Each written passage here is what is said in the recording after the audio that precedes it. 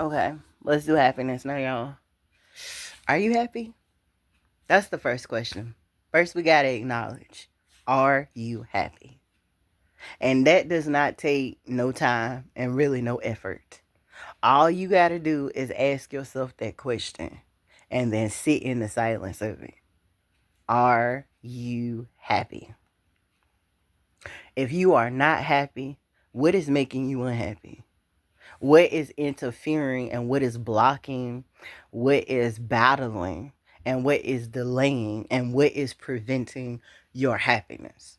Now, most people, I already know the responses that I would get. Oh, well, I'll be happy when I get that new job. I'll be happy when my boss stop, when this person stop, when my mate stop, when my children stop, when my family stop, matter of fact, if you are self-aware enough, well, I'll be happy when I can stop. Well, guess what? You can now. You can control all that right now. You can control whatever it is that you are doing that's making you unhappy. You can control it by stop doing that thing right now. Or at least putting yourself on the road to stop doing it right now. And as you do that, you also start to understand that the whatever it is you got to say about the when you will be happy, that stuff is not going to make you happy because you're not happy now. You can be a millionaire and not be happy. And I know a lot of people, including Medea, would say, well, everybody say that money don't buy everything and money don't buy happiness. Well, I want to find out. You can. You can find that out right now. You can find that out right now by simply deciding, making it a priority, setting it as your intention right now to start being happy.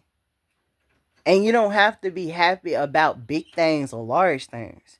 You can be happy about small things. Your happiness actually begins when you start being truly thankful, grateful, and appreciative for what you have right now.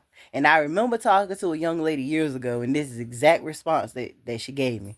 She was like, well, sometimes it's real hard for me to create a gratitude list. And basically, a gratitude list is just getting pen and paper, getting a recorder, recording yourself on video or whatever form in which you got, and saying, these are the things that I'm thankful and I'm grateful for. More specifically, I am so happy, thankful, and grateful for. What are you happy about?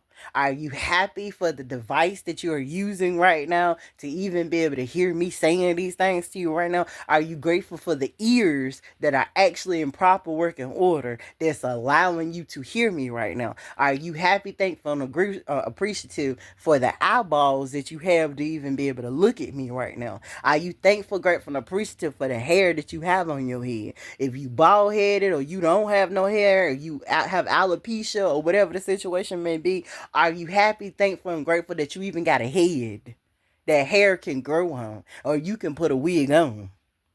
Are you happy, thankful, and grateful and appreciative for your hand if you're holding a phone right now, for your fingers being in proper working order? Do you know some people got carpal tunnel, that their fingers won't even move properly? Do you know some people don't even have arms? That God forbid if they got into an accident, they was in war or whatever, their arm has been blown off. Are you happy, thankful, and grateful and appreciative that your body is in proper working order? You can get up and walk yourself to the bathroom. You can use the bathroom on your own and by yourself. You can wipe yourself. You can pull your britches up like they would say back in the day. Are you thankful and appreciative for anything? Because that's where your happiness actually starts. It starts to happen when you are thankful, grateful, and appreciative for all the things you already have, for all the people you already have, for all the places that you can go to, for the fact that you can go through a circumstance or a situation. Because somebody is in a coma right now. Somebody is dead. They not coming back unless they incarnate into another body, until they jump into another timeline, until they wake up again in another experience. And all of these things are all things that you still got if you are able to look at this video. That's first and foremost. So you start with your own happiness. You find things to be happy, thankful, grateful, and appreciative for because you know the things that you have to be thankful, grateful, and appreciative for. And all the sources that's creating unhappiness in you, all the sources that's creating depression in you, all the sources that's creating stuck emotions in you, all the things that's giving you heartache and pain and loss, including losing your connection to God. Sorry, y'all, I got hair or something in my mouth. Excuse me. Yeah, oh, it's actually my hair in my mouth. But anyway, um, yeah, whatever the sources are that's creating this discourse in your life, this discord in your life, and it's making you feel unhappy, you can do something about those things. You can do something about those people. You can do something about those circumstances and those situations. You are not a victim. You are not a hostage in your own life. You can even be a hostage literally and figuratively. I hope you're not, but you can be grateful for the fact that you are still alive and breathing. And whatever circumstance or situation you are in, it's possible for you to get out of it. It is possible. It's possible because of God, and it's possible because of you. You are in control. It's like the movie Romeo Must Die. Jet Li kept asking why was these guys hitting him? Why was he dropping to the like he never played football before? And the guy, I forget his first name, but his last name was Washington. His real last name is Washington. But he was like, "You're the one holding the ball." And guess what, son? Guess what, daughter? That's what I'm saying to you right now. You are the one that's holding the ball. You are in control of this game. And if you've given the ball to God, ooh, you about to score and win big anyway. Why? Because God never loses. God never has a bad day at work. And his job is to prosper you, to bless you, to heal you, to give you more and more reasons to be happy. All you got to do is be open to it. All you have to do is receive it. And all the people, places, things, circumstances, situations in my life, we call them lessons. All of those lessons, all those mirrors, is your job to break those lessons. It's your job to solve that lesson. And it's your job to break that daggone mirror. To break that glass until it's nothing left. Until that mirror has turned back to exactly what it was created as in the first place. Grains of sand. That's all glass is. Glass is grains of sand. And all you're doing is bringing them those grains of sand back to its original form. And you do that by choosing yourself and by choosing God and by choosing to be happy. And the more and more you choose to be happy, more and more things is going to happen to you and for you. More and more things is going to show up for you and happen for you and to you to bring you back and back and back and higher and higher and higher and more and more and more into happiness. So I'm going to ask you again, are you happy? If you are happy, I'm grateful for you. I'm grateful and thankful and appreciative for that for you.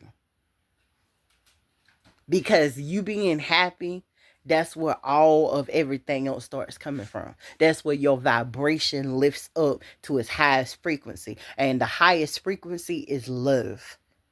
Because the happier you are, the more in love that you are. The more in love you can be. The more love that you are. You are love. You are love, honey. And when you know that you are love, and you know that you are surrounded by love, and you know you are filled with love, and you know love is chasing you down, you can't help but be happy. It's like this part in this movie I'll share with you real quick. And when I'm going through a hard storm, or I just started a storm, or I'm in the middle of the storm, or I'm at the end of the storm, this part in this movie always comes to my mind.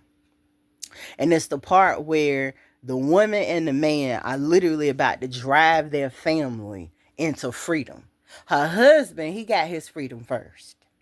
But when freedom became free for everybody, in the sense that it possibly could be, especially during this time, they was sitting down and he was in the carriage. It was during those time, y'all, horse and buggy, horse and carriage time.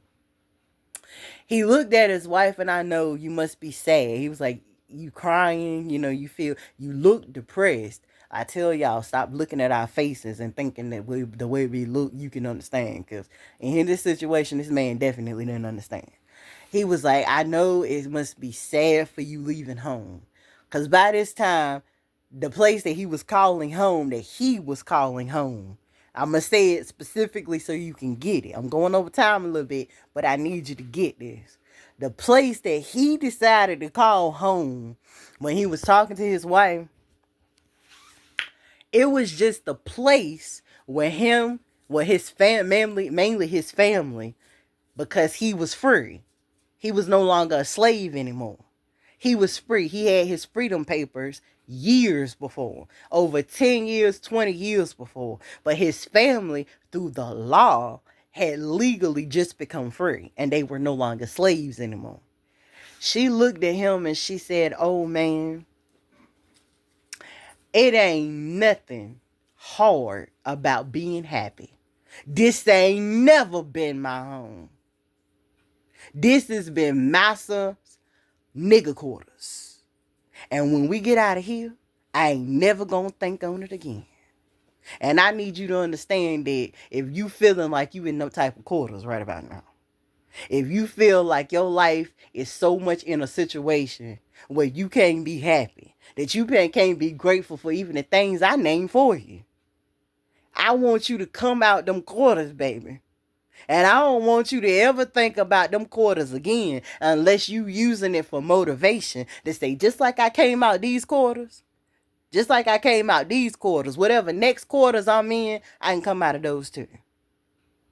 Wherever I am, if I'm not home within myself, if I'm not home with God, if I'm not home with my mate, if I'm not home with my family, if I'm not home with my friends, if I ain't found my home, you need to get home. And when you get home, you ain't ever got to think on this again. That is the art of you getting your happiness, keeping your happiness, sustaining your happiness, retaining your happiness permanently. And in Jesus' name. But I love y'all, whether this help you today, tomorrow, 165 years from now. Allow this to get you and keep you in alignment for your greatest and highest good. I love y'all, and I hope y'all have an amazing day. You heard me? Peace.